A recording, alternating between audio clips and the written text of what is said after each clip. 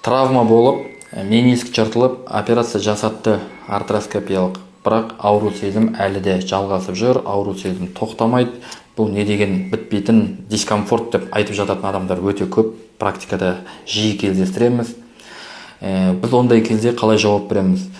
Яғни менискте повреждение болған кезде, құлаған кезде, травма алған кезде ең бірінші дұрыс диагностика жасап, яғни МРТ жасап, менисктің жыртылуының дәрежесін операцияға дейін, артроскопиялық диагностикаға дейін МРТ-мен дұрыс анықталса, оны операциядан құтқарып, операциясыз жолдармен менискті қалпына келтіруге болады. Сол кезде ол адамда дискомфорт ештеңе қалмайды. Операция жасалғаннан кейін, әрине вмешательство болғаннан кейін, ол жерде асқынулық воспаление қалады, артроздың дәрежесі дамиды, немесе артроз болмаса, посттравматический постоперациялық артроз тез дамиды. Оның артқы салдары өте нашар болуы мүмкін. Үлкен кісілерде мениск жыртылғанның өзінде біз операция ұсынбаймыз, өйткені оның өмірінде ол менисктің неполный разрыв болса, керек рөлі өте көп емес.